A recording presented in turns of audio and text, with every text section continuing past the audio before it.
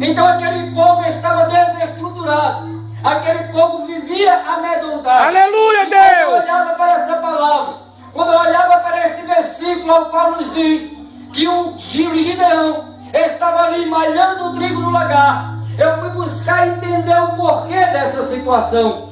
Por que ele estava malhando no lagar? Se no lagar era lugar de pisar uvas, trigo, se malha na eira, aonde tem vento forte, para fazer um trabalho chamado, onde há retirada do joio. Algo estava acontecendo de errado, algo não estava na sua naturalidade.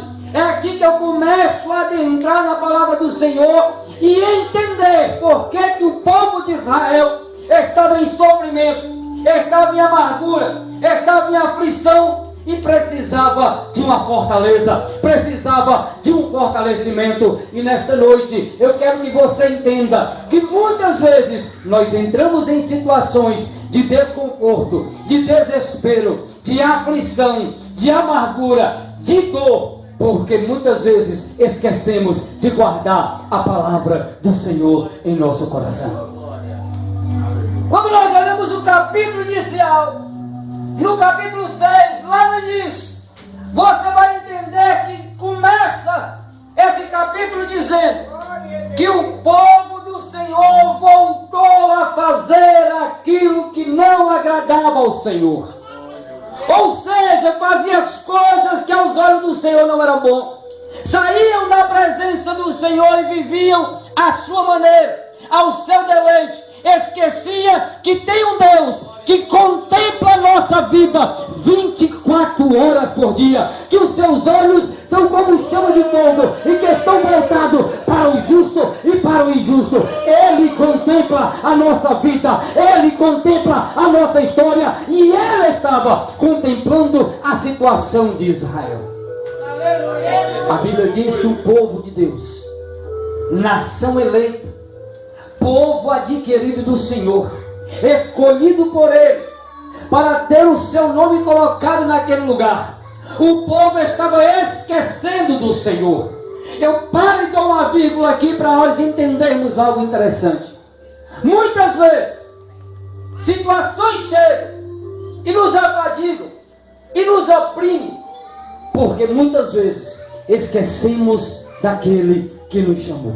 Aleluia, Jesus. Esquecemos de guardar a sua palavra no coração. Aleluia. Esquecemos de andar na sua vontade. Passamos a escolher os caminhos que queremos escolher. Mas a Bíblia nos diz que há muitos caminhos que aos olhos do homem parecem bons, mas no final são caminhos de morte.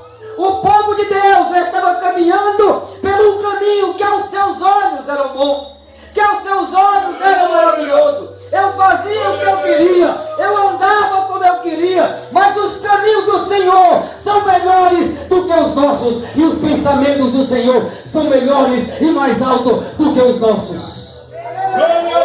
E quando eu começo a entender que Gideão está malhando trigo no lagar, eu entendo que esse homem estava se escondendo, buscando para si algo, um alimento para a sua casa, mas estava esquecendo que existia um povo que estava em sofrimento, vivendo em cavernas, vivendo em miséria, vivendo em abandono. Aleluia! E o meu Senhor, Ele não é homem de um homem só, Ele é homem de toda uma nação, e Ele queria livrar não somente Gideão, mas Ele queria livrar toda a nação de Israel. Mas o Senhor nos permite sofrer para que voltemos para Ele. Louvado seja o nome do Senhor. O pastor aqui falou sobre a campanha lá da outra igreja, restaurando o altar. O altar do Senhor já não existia. Existia altares para outros deuses. Existia nessa época altar para Baal. Existia nessa época altar para Sera. Existia altares para deuses que não eram o nosso Senhor. Mas precisava que um altar fosse erguido, que um altar fosse restaurado, e precisava que alguém se levantasse para dar o primeiro passo.